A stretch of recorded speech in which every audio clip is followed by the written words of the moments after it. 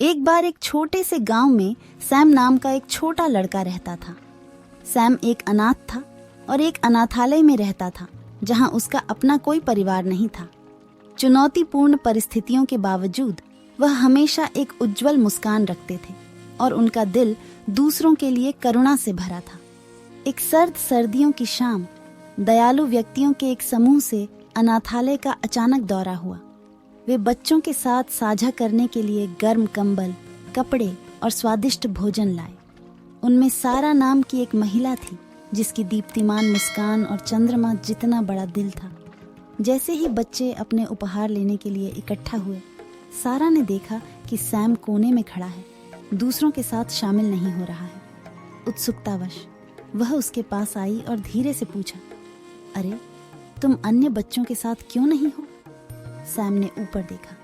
उसकी आंखों में शर्म और उदासी का मिश्रण झलक रहा था। मैं किसी भी उपहार का हकदार नहीं हूँ। मैं सिर्फ एक छोटा लड़का हूँ जिसे कोई नहीं चाहता। सैम की आंखों में दर्द देखकर सारा का दिल पसीज गया। वह उसके पास घुटनों के बल बैठ गई और बोली, ओह जाने मन, ये सच नहीं है। आप यहाँ के हर दूसरे बच्चे की तरह विशेष हैं और प्यार और देखभाल के योग्य हैं। आइए दूसरों के साथ जुड़ें। सैम झिझका, लेकिन सारा का हाथ पकड़कर उसके साथ चला गया। जब वे समूह के साथ बैठे, सारा ने बच्चों के साथ कहानियां साझा की और हंसी मजाक किया और सभी को इसमें शामिल होने का एहसास कराने की कोशिश की। लेकिन वह यह देखकर खुद को नहीं रोक सकी कि सैम अभी भी थोड़ा पीछे हट गया था। मुलाकात के बाद सारा सैम को अपने दिमाग से बाहर नहीं निकाल सकी। उसने अगले सप्ताह अपने साथ कुछ कला सामग्री लेकर अनाथालय वापस आने का फैसला किया। वह जानती थी कि सैम को ड्राइंग करना पसंद है और उसे उम्मीद थी कि उसे जो पसंद है उसे करने में एक साथ समय बिताने से उसके चेहरे पर मुस्कान आ सकती है। जब सारा पहुंची तो उसने सैम को खिड़की के पास अकेले बैठे अपने विचारों में खोया हुआ पाया। वह मुस्कुराई और बोली, अरे सैम, क्या तुम मेरे साथ कुछ बनाना चाहोगे? मैं कुछ सुंदर रंग और कागज लाई हूँ। सैम ने आश्चर्य और प्रसन्नता से ऊपर देखा। इससे पहले कभी किसी ने उसके जुनून में इतनी दिलचस्पी नहीं दिखाई थी। सचमुच आप मेरे साथ चित्र बनाना चाहते हैं?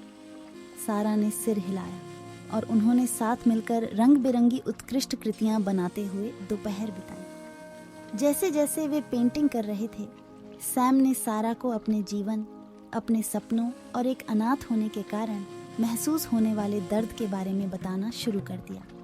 ध्यान से सुनते हुए सारा ने अपने आंसू पोंछे और सैम को कसकर गले लगा लिया। तुम अकेले नहीं हो सैम, तुम्हारे ऐसे दोस्त हैं जो तुम्हारी परवाह करते हैं और मेरे दिल में तुम्हारे लिए हमेशा एक विशेष स्थान रहेगा। उस दिन से सारा सैम के जीवन में एक निरंतर उपस्थिति बन गई। वह नियमित रूप से उससे मिलने जाती थी, उस पर प्यार बरसाती थी और उसे अपने सपने पूरे करने के लिए प्रोत्साहित करती थी। सारा के समर्थन से सैम का आत्मविश्वास बढ़ा और वह खुद पर विश्वास करने लगा। महीने बीत गए और सारा ने सैम के जीवन पर अपना सकारात्मक प्रभाव देखा।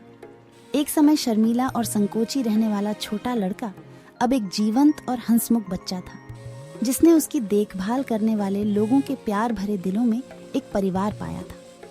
एक दिन सैम को अनाथालय में एक घोषणा करनी थी। वह आंखों में चमक लेकर सबके सामने खड़ा हुआ और बोला, मुझे कुछ कहना है। आज मुझे एक अद्भुत परिवार ने गोद ले लिया है और वे मुझे हमेशा के लिए मेरे घर ले जा रहे हैं। कमरा जयकारों और तालियों से गूंज उठा और सारा खुशी के अपने आंसू नहीं रोक सकी। वह सैम के लिए खुश थी, यह जानकर कि आखिरकार उसे वह प्यार करने वाला परिवार मिलने वाला है जिसका वह हकदार था। जैसे ही उन्होंने अलविदा कहा, सारा ने आखिरी बार सैम का हाथ पकड़ा और कहा, याद रखना, चाहे जिंदगी तुम्हें कहीं भी ले जाए, तुम हमेशा मेरे दिल का हिस्सा रहोगे। तुम्हें प्यार किया जाता है और तुम कभी अकेले नहीं हो। और इसके साथ ही सैम ने उज्जवल भविष्य की आशा में अपने नए परिवार के साथ अनाथालय छोड़ दिया।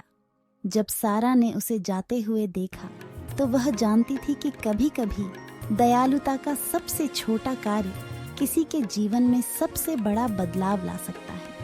और वह सैम की यात्रा का हिस्सा बनने के लिए आभारी थी। एक ऐसी यात्रा जिसने उसे प्यार और परिवार का सही अर्थ सिखाया था।